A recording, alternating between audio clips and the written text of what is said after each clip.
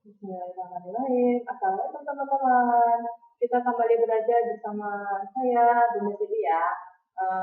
Kali ini kita belajar tema 1 kelas 4 subtema 1 ya.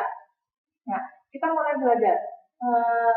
Tema 1 yang temanya membangun indahnya kebersamaan ya. Kita lanjut.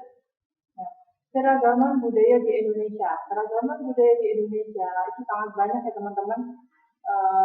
Dari bahasa daerah, terus rumah adat, kesenian daerah, upacara adat, makanan tradisional, dan kain tradisional. Satu lagi, senjata tradisional. Jadi di Indonesia ini terdiri dari 34 provinsi yang memiliki keragaman sangat berbeda-beda. Dengan begitu, kita harus bersyukur pada Allah. Kita tinggal di Indonesia dengan keragaman yang begitu banyak, tapi kita tetap bisa menjaga persatuan Indonesia. Nah, teman-teman, Bunda memberikan contoh satu keragaman di Indonesia. Salah satunya di Jawa Tengah. Pakaian adatnya ada yang berbeda dengan di daerah lain ya. Pakaian adatnya seperti ini. Terus tariannya namanya tari Bambangan Cakil. Rumah adatnya rumah joglo. Dan senjata tradisionalnya berupa keris. Untuk daerah Kalimantan Timur. Nah, Kalimantan Timur pakaian adatnya disebut dengan urang besuno. Sedangkan tariannya disebut dengan tari gong. Rumah adatnya disebut rumah lamin dan senjata tradisionalnya disebut mandau. Kita lihat ke daerah lain. Papua.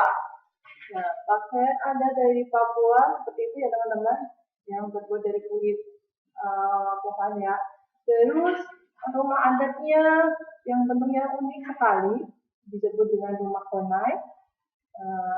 Tariannya disebut dengan tarian selamat datang. Ada juga namanya tari musyok ya. Dan senjata yang digunakan adalah pisau belati. Daerah Bengkulu, tari daerahnya disebut dengan tari bidadari dan rumah adatnya disebut rumah rakyat ya, rumah rakyat. Dan senjata tradisional yang digunakan adalah keris. Nah, teman-teman, begitu banyak perbedaan di Indonesia, makanya kita harus menjaga dan tidak boleh saling mengejek.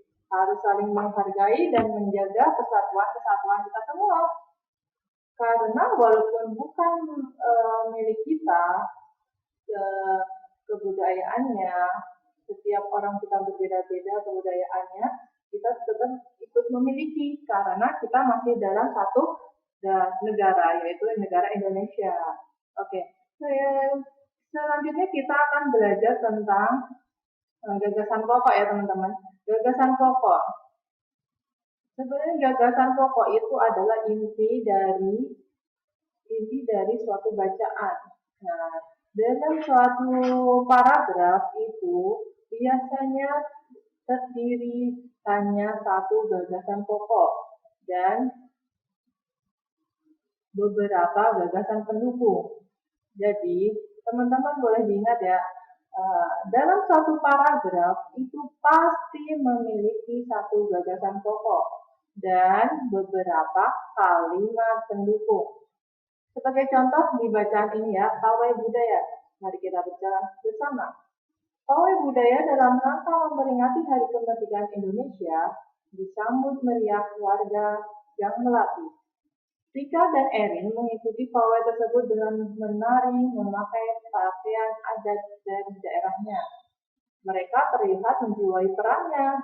Semua warga yang menyaksikan terlihat sangat bahagia dan bangga dengan adanya keragaman di Indonesia. Nah, dari paragraf di atas kita bisa tarik kesimpulan bahwa gagasan pokoknya adalah kita lihat di kalimat pertama ya teman-teman. Gagasan pokok itu biasanya berada di kalimat pertama. Ya, berarti gagasan pokoknya adalah pawai budaya dalam rangka memperingati Hari Kemerdekaan Indonesia disambut meriah warga yang melatih.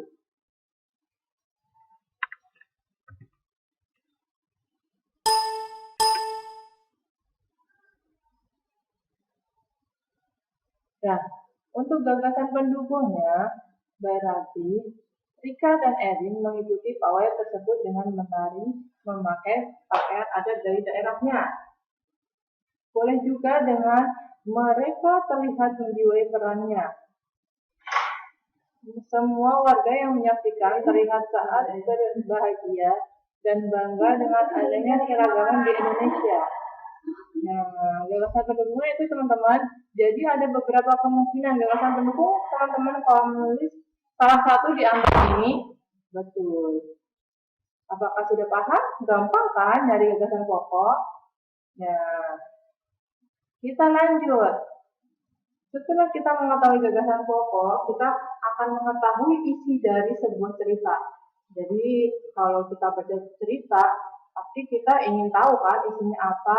Nah, itu juga disebut dengan gagasan pokok. Sebelum kita memahami cerita, kita harus paham dulu gagasan pokok setiap paragrafnya. Oke teman-teman, selamat belajar. Kita bertemu di pembelajaran yang lain ya. Dadah. Assalamualaikum warahmatullahi wabarakatuh.